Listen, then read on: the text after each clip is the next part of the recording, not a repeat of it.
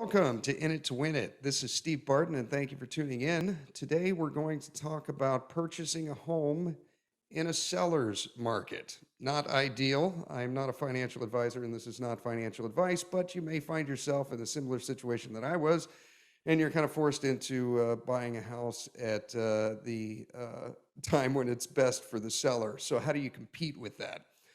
I did a few short episodes with Daniel and Phil for their website, and I hope that the short episodes we kind of edited and put it into one episode here.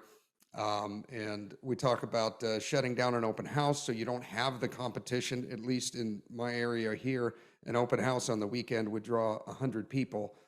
Maybe 15 offers come in all over asking. How do you compete with that, right? Some homework you can do as a buyer before you even go out to the property that you can just do simply online, and a lot of financing tips and things that you can do to figure out your payment, plus or minus 1% before you even go out there, to know exactly what your payment's going to be. And, so you don't waste your time, the agent's time, the seller's time, and like that. So I hope you guys get something out of this. We shortened them down into 3 episodes that kind of follow one right after the other, and enjoy.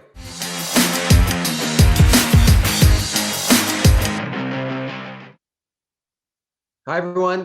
This is Phil Cota and my partner, Daniel Garcia. We're with Keller Williams in Ventura County. Today, we're going to go over, real quick, just some buyer's homework before, going and viewing that house that you might have found. So I'll let Daniel start and, let us know what you guys think. Yeah, these are just some homework to do before identifying the home and actually viewing it.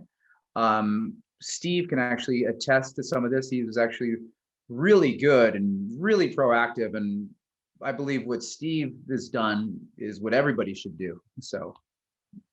Yeah. So first thing I did before, I'd look at the MLS, get the list of properties, and then I look up crime rates.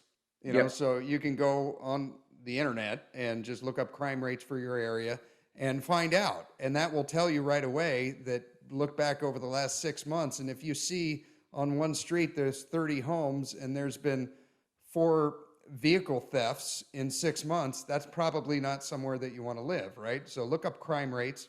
Another one that's, I think, important is look up the school districts.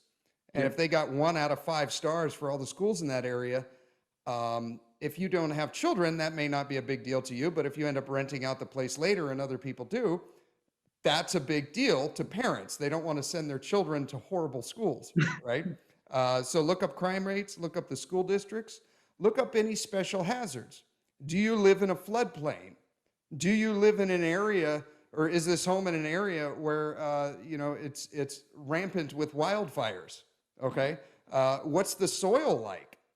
I was looking at a place that was built on a liquefaction zone, and any little earthquake they get, all the homes settle, right? So know that before you're going in. Traffic. Is it near a busy highway? And you got to worry about traffic, right? So I click those 3 things off: the crime rates, the school districts, and any special hazards before I even go and look at the place. Yeah. And then after that, if all these boxes are checked, then what I do is I actually drive down to the house, and the buyer can do this with or without you guys, but just go and drive down to the house, look at the neighborhood. And I think the most important tip I can give anyone that's looking for a house is go and talk to the neighbors. Absolutely. Yep, absolutely, Steve. Yep. And this is something that we always do, but in your case, you do our job for us. Yeah, I kind of did. Yeah, I wouldn't even let you guys know that I'm interested in this house until I've done all of these and driven down there and talked to the neighbors. And they will tell you within the first second and a half, when you knock on the door and they answer the door, you say, hey, I'm looking at the house next door. I'm just curious of what you think of the neighborhood. And, I figure the first step before putting in an offer is to talk to the neighbors.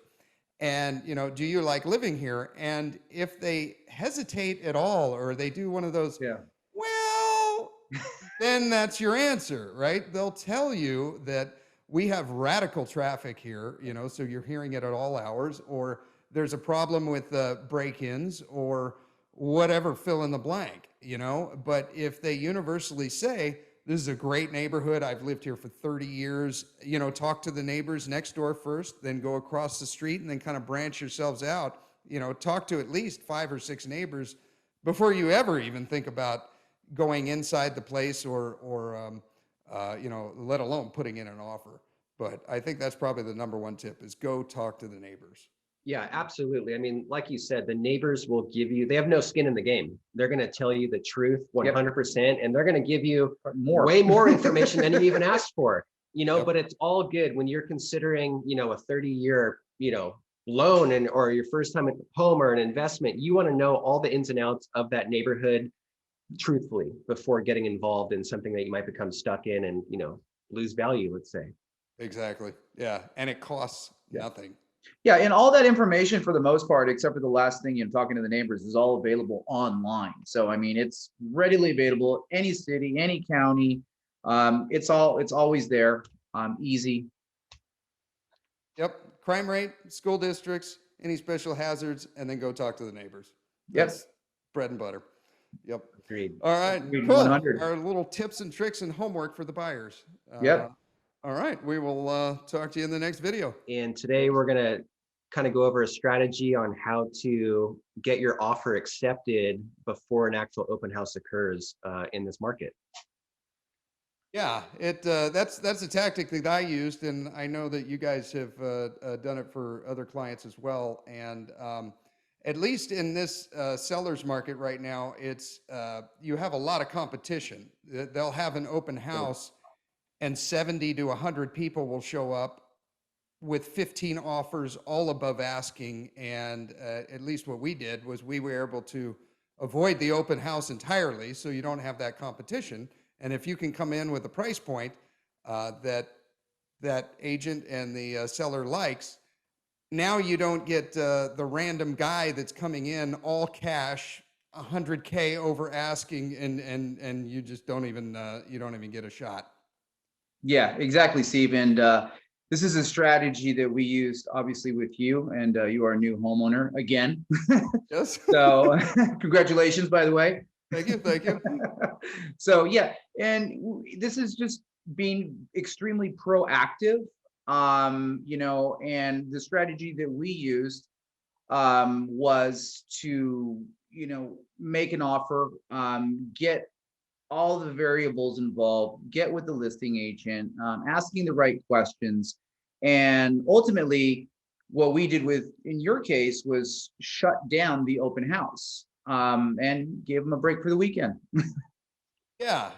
I think we kind of recognized that the seller's agent didn't want to put in any more work than he had to. And these open houses are a lot of work. They got to show up at 8 a.m. and they're there until 5 o'clock and talk to a bunch of people. So if they can negate that for all day Saturday and all day Sunday, then they're going to take it.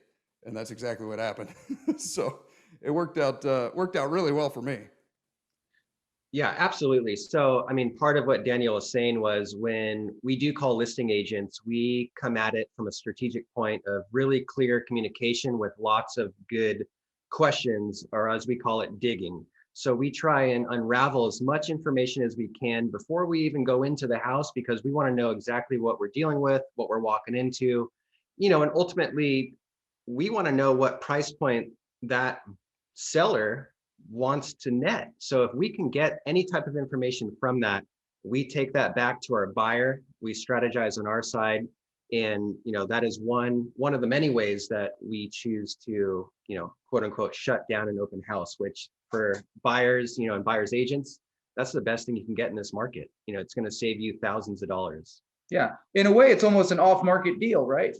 So. Yeah, I mean, I know what I did personally was when I got the email of the MLS listings from you guys, I went through and looked at which ones I was interested in, and you find out that the open house is in 4 days that weekend, right? If it came out on Monday or something, and go there and look at the place and see if you can get in before the open house. And then just try to shut it down beforehand.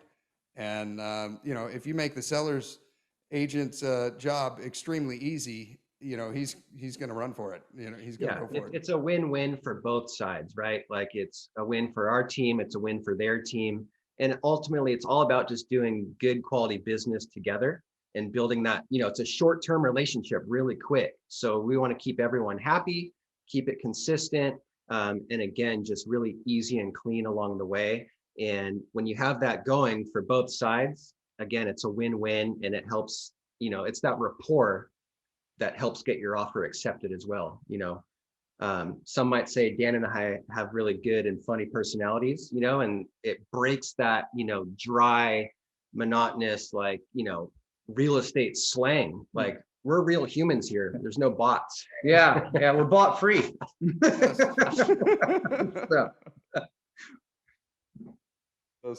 But anyhow, that's what I would recommend. If you can avoid all the competition right from the get-go, then yeah, you don't have any competition because there is no open house. Yeah. But, and again, this is one of many, Steve. This is just one of many tactics and strategies that we use and at our disposal. So in your case, this is what got the job done, and this is what get the job done for a lot of other people. Again, you just need to be very proactive, asking the right questions, and that's what we do best. Yep.